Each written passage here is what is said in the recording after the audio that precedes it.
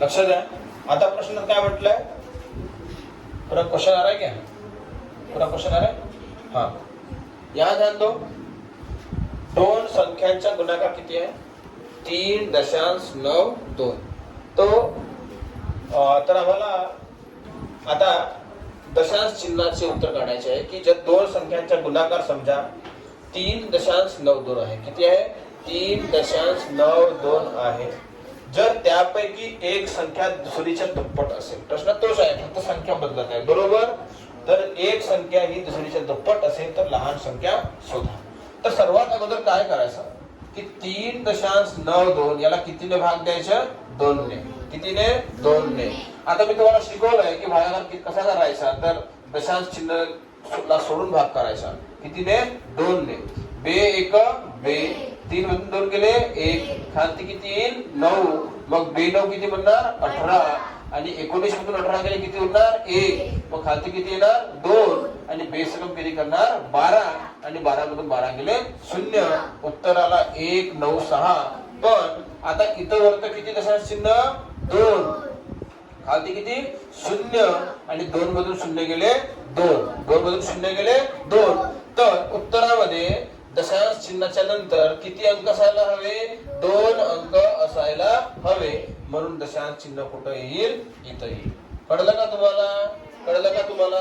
हा, आता बघा तुम्हाला 1.96 1.96 या संख्येच्या वर्गमूळ तुम्हाला माहिती असायला पाहिजे.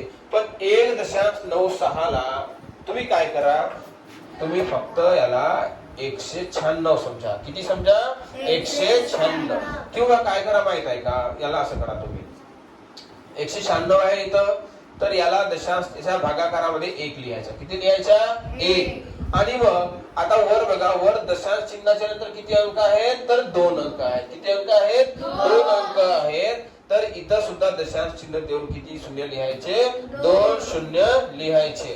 किती लिहायचे, 2 शून्य लिहायचे. मग आता शून्याने शून्य आपण कापणार, तर वरत किती उरणार बेटा 196, आणि खालती किती उरणार 100. मग आता आपल्या तक्त्यामध्ये बघा 196चा वर्गमूळ किती होते 14, आणि 100चा वर्गमूळ किती होईल 10, बरोबर. 196चा वर्गमूळ किती होईल बघा 14, आणि 100चा वर्गमूळ किती होईल 10. आणि जर तुम्ही 14 ला 10 ने भाग दिले, जर तुम्ही 14 ने भाग दिले कितीला 10 ने, तर तुमचं उत्तर किती येणार आहे 1.4. किती येणार आहे उत्तर 1.4. आणि हे झालं तुमचं उत्तर.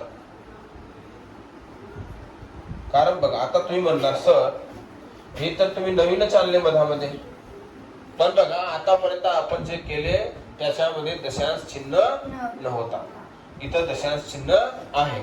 सुरुवातीला तीच पद्धत वापरली की जी संख्या दिलेली आहे त्या संख्येला कितीने भाग दिले 2 ने. उत्तर किती आला होता आपला 1.96. किती आला होता 1.96. पण आता आपल्याला 1.96च्या वर्गमूळ माहिती नाहीये, म्हणून आपण त्याला काय केलं, दशांश चिन्ह आपण त्याला तिथं हटविण्यासाठी आपण काय केलं, तिथं भागीला 1 लिहिलं, आणि वर इथं अंशामध्ये दशांश चिन्हाच्या नंतर किती अंक 2 अंक नाही तर 9 आणि 6 असे किती अंक 2. तर आपण खालती 1 च्या नंतर दशांश चिन्ह देऊन किती शून्य लिहिले आपण 2. वरती जर 2 अंक आहेत तर खालती 2 शून्य. दशांश चिन्हाच्या नंतर वरती जर 2 अंक आहेत तर खालती 2 शून्य. इथं जर दशांश संख्येच्या नंतर 3 अंक असतील, दशांश चिन्हाच्या नंतर 3 संख्या असतील किंवा 3 अंक म्हणू आपण त्यांना, तर खालती सुद्धा आपण दशांश चिन्हाच्या नंतर 3 शून्य देणार.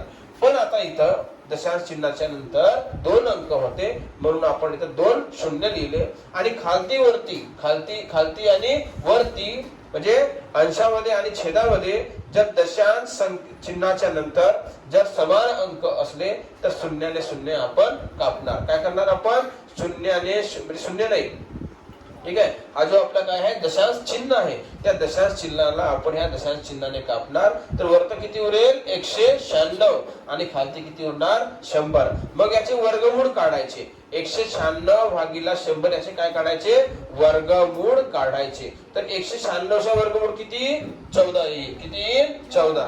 आणि 100चा वर्गमूळ किती येईल, 10. आणि 14 भागीला 10 किती होते, 1.4. तर या प्रकारे आपली काय मिळणार, लहान संख्या मिळणार. किती, 1.4. आणि जर मोठी संख्या म्हटली, जर असं म्हटलं प्रश्नामध्ये समजा की असं तर लहान संख्या शोधा व मोठी संख्या शोधा, असं जर प्रश्न आपल्याला विचारला, असं विचारणार तर नाही म्हणा, पण मी तुम्हाला सांगून देतो एकाच प्रश्नामध्ये. जर तुम्हाला मोठी संख्या शोधायला म्हटलं तर मोठी संख्याचं सूत्र काय आहे सांगा मला. मोठी संख्या म्हणजे काय राहणार, या लहान संख्येच्या दुप्पट. म्हणजेच 1.4 गुणिला किती करू आपण, 2. तर उत्तर किती येणार, 2.8. आणि तुम्ही रफ मध्ये तुम्ही आता ही जर 2.8 गुणिला 1.4 केले तर तुमचे उत्तर किती येणार आहे, 3.92 येणार आहे. ठीक आहे, किती येईल, 3.92. स्टॉप करते.